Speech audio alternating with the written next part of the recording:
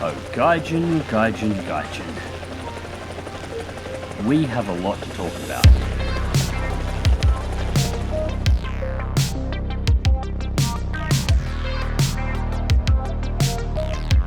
G'day ladies and gents, and welcome back to War Thunder with Mags, and welcome to the 1.81 dev server, the Valkyries, and of course the patch that is going to introduce helicopters to War Thunder. Now today I'm going to be talking largely about the flight model of helicopters as they exist, but before we get into that, well, there's a little something that I want to show you guys. And it's in regards to anti-aircraft and how they relate to helicopters, and this is actually a major issue. This is one that could potentially doom the release or performance of helicopters inside of War Thunder. So first things first, a little catch up for those of you who do not have high tier self-propelled anti-aircraft guns in War Thunder. The top-end anti-aircraft guns in War Thunder are equipped with radar. This allows them to lock onto targets and get an arcade-style lead target indicator, as you see here. Now this, everything you've seen so far, the last kill assist and this kill, perfectly fine. Absolutely nothing wrong with these. The aircraft was in direct line of sight, the radar picked them up, gave a lead target and fired the gun and killed the target. That's working perfectly fine. No, the problem is elsewhere. Now this is a problem that's probably existed with the radar system for self-propelled anti-aircraft guns all along, but we've never really noticed it. It's now that we've got helicopters in that are flying very low to the ground or behind terrain, this has become obvious. So helicopters engaged in close range situations for combat will approach a target area nap of the earth, that is below terrain, in order to avoid radar locks. If they approach high, they run the risk of getting locked, just like this guy here has. Now, when they do get locked, the safe bet in order to save themselves is to dive for terrain, which is exactly what you see this guy here doing. And paused. Okay, so this guy's just about to dive below the terrain. Now, what should happen at this point is my radar lock to the target should break. This is very important for how helicopters fight, as once they approach an area nap of the earth undetected, they'll pop up over a tree line and engage a target. Once that target has been eliminated, they'll immediately drop below the tree line in order to break any locks, or below a ridge line, anything they can find, in order to break any locks that may have been gained on their aircraft, and then move to a new location in order to pop up and attack again. This is very important and the basics of all helicopter tactics, because they are not fast enough to outrun the anti-aircraft weapons that could be potentially aimed at them. They need to be able to break contact, avoid and move, and then return to attack again. So let's unpause. Okay, so now I'm sure you're seeing the problem. The lock remains and I still have a lead target icon. This tells me both where the target is and what direction it's heading in, despite having no direct line of sight to the target for radar to operate and having hard cover between it and myself. Cover that should break the lock and prevent me from continuing to track it.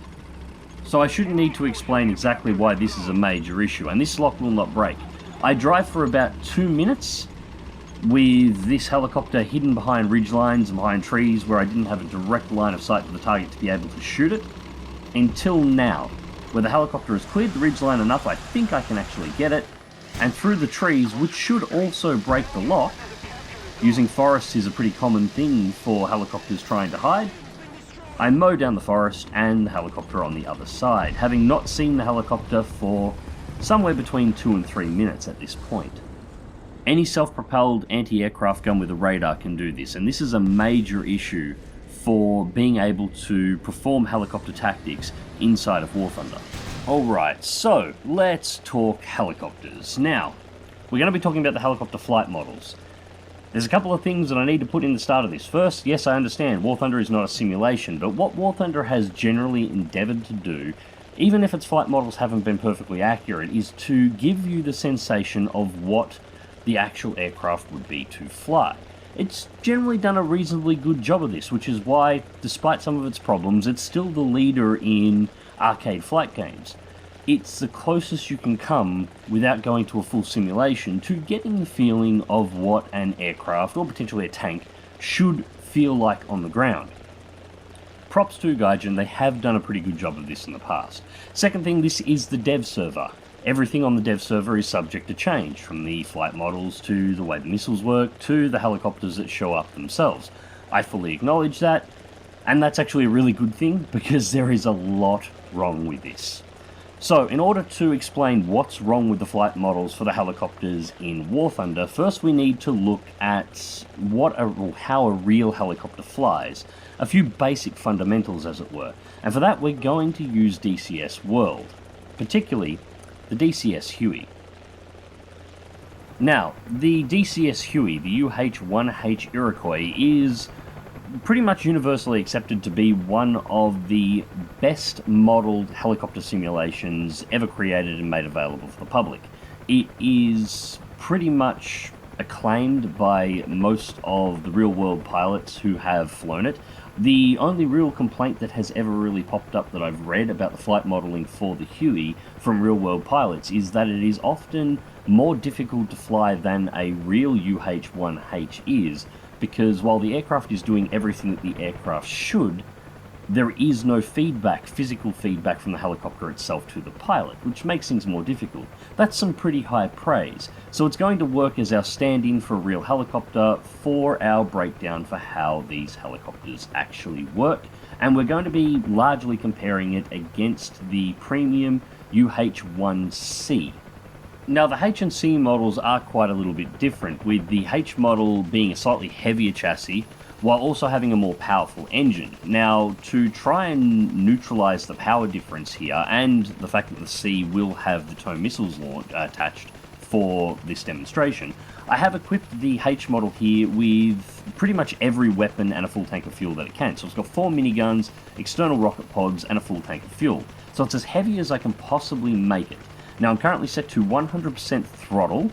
Remembering, the throttle output for a helicopter controls the power output of the engine, but not how much power is actually being applied. That's controlled by the pitch angle of the rotors. Now, the pitch angle for the rotors here is set to 0, so 0 power from the engine is actually being applied. And you can see the Huey is just sitting on the ground. Now, despite having the heaviest load that I can possibly put on this, and the extra weight of the H's chassis, it probably still doesn't weigh quite as much as the C model would with TOW missiles attached. And you can see I can get a little bit of a rock if I rotate on the tail rotor, but actually sitting on the pad and rotating the rotors themselves doesn't move the helicopter. And I can do this again from inside, so you can see the top left hand corner shows my current joystick movement, and you can see the pitch angle of the rotor blades is changing as I roll the joystick back and forth, but the helicopter itself is not moving. It's sitting quite solid on the pad and going nowhere.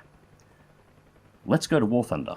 So, exactly the same test, this time in the UH-1C Premium in War Thunder, and you can see on the left-hand side of the screen on the HUD, the RPM is at 99%, the pitch angle is at 0, and look at what the Huey is doing.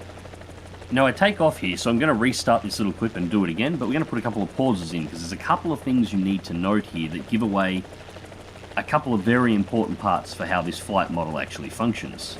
So, first things first, we can see the Huey is pitching back and forth, but you'll notice there is no rotation on the rotor hub itself.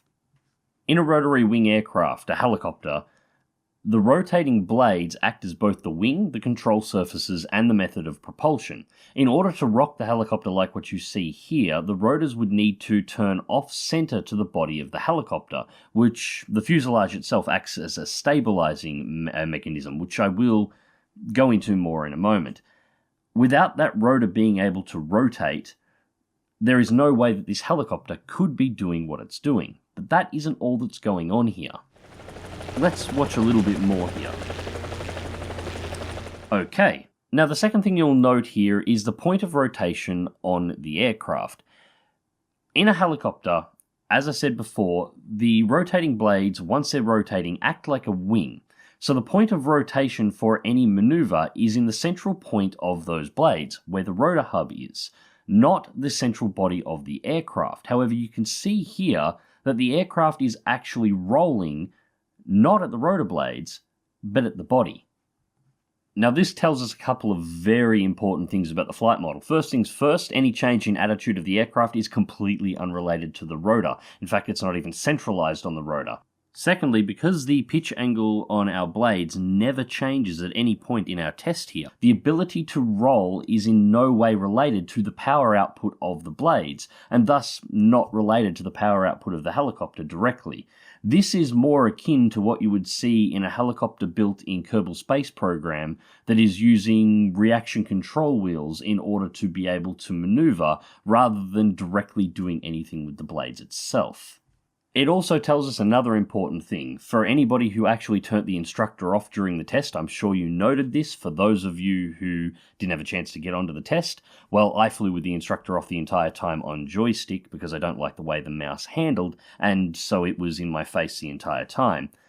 The helicopters in War Thunder have massive stability problems, and this is because they do not feature the basic principles by which a helicopter stabilizes itself. So to explain this once again, let's jump back to DCS.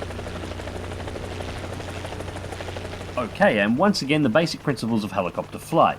The rotor on top of the helicopter rotates, generating a disc. This disc acts like a wing.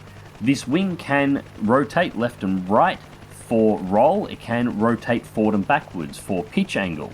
This allows the helicopter to redirect its thrust based on the angle of the blades. Now, thrust is generated by the angle of attack of the blades themselves. The more you rotate the blades within the hub, the more power is applied to the rotor disc itself, and this all happens here.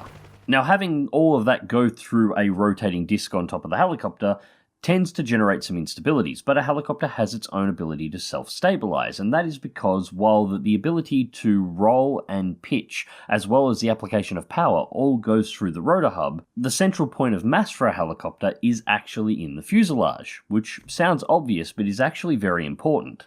When a helicopter is moving at speed, centrifugal force will keep the central point of mass of the helicopter, the fuselage, roughly in line with the zero angle of the rotor blades during a turn. So if the turn is at 20 degrees, the body of the helicopter under centrifugal force will move roughly 20 degrees off center. It's a little bit more complicated than that, but we are talking basic mechanics here.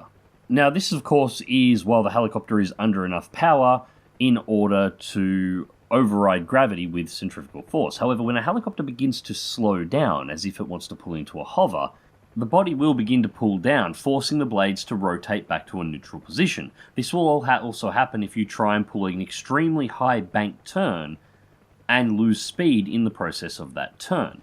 Once again, this is not what we see in War Thunder, as I'll demonstrate. Putting the War Thunder Huey into a tight turn, gravity has no effect on the central point of the helicopter, so it begins to fall sideways as you're flying it along. The aircraft does not attempt to self-stabilize while it's in flight at all, because the rotor is just an animation. Everything is happening on the central point of the helicopter fuselage. And it goes more than that. I'm sure a few people during the test noticed that it's extremely difficult to keep the helicopter's momentum under control. Even with mouse aim, using the auto hover mode was almost a requirement to stabilize the aircraft for firing missiles, because if you didn't, the aircraft would constantly drift and slide off center, almost as if you were trying to balance a plate on a pinhead. It would just keep tipping in one direction or another based on your last set of movements. And applying counter movements would often just move the helicopter in the new direction rather than actually stabilizing it. This is the exact thing that having the central mass of a helicopter below the rotor hub would normally stabilize against. It would still require input from the pilot to hold in a hover without any kind of computer or mechanical assistance, but it would make the helicopter sit roughly where you wanted it to without moving too fast in any given direction. And more importantly, it would also prevent the helicopter from, say, if there was still a little bit of drift in your hover, from accelerating within that drift.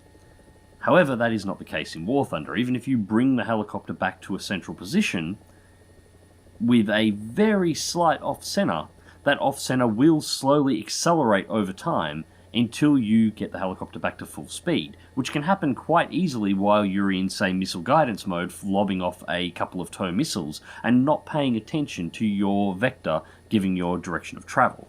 And on the subject of mass, there was one other thing, landing a Huey. Now, when a Huey lands, as you saw in the DCS video, providing there is zero pitch angle on the blades, once it touches the ground, friction should drag the Huey to a stop, and it should sit comfortably. As you can see, this is also not the case here. it appears the Huey has very little, if any, friction with the ground on landing. Now, when I first saw this, it was actually on the live streams that Gaijin was doing from Gamescom, and I had to wonder why they didn't get people that were more experienced with the helicopter to actually come in and try and land it. It turns out, having done it myself, that they probably were experienced. That's just how the helicopters in War Thunder land. The only way to completely settle them on the ground is to do what I've just done and turn the engines off.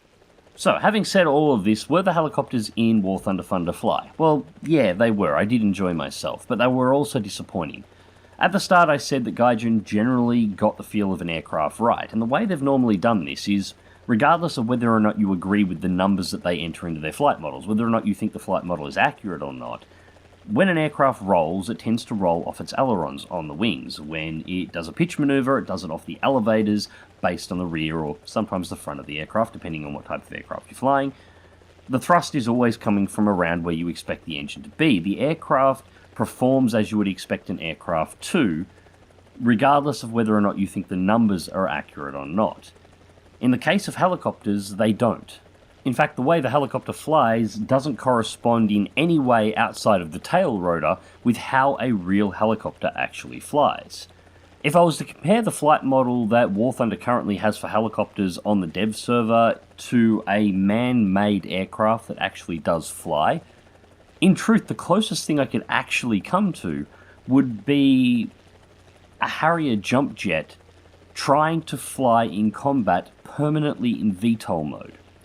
That is about as close as I could come to a realistic comparison to the way these helicopters actually fly. Now, as I said much earlier on, this is the dev server, so everything is subject to change. Hopefully, the flight models will be updated to something far more comparable to a real helicopter. I would really love to see that, but if they're not, this is just something to keep in mind with War Thunder helicopters.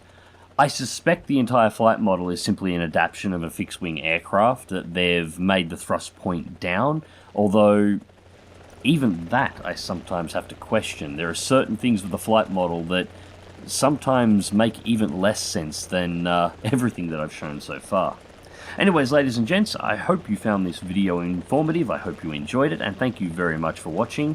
As always, remember to check the video description down below for links to all of my social media and to my Twitch channel. I haven't been streaming much because I've been unwell, but I will be correcting that in the very near future. Also, remember to check out my Patreon if you'd like to help support the channel directly. Massive thank you to all of my Patreon supporters. Without you, the channel probably would not be running at this point.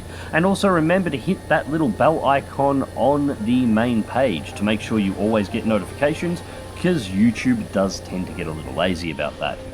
Anyways guys, remember to hit that like button, share and subscribe if you would like to see more, and as always, fly smart, fly safe, and I'll catch you in the skies.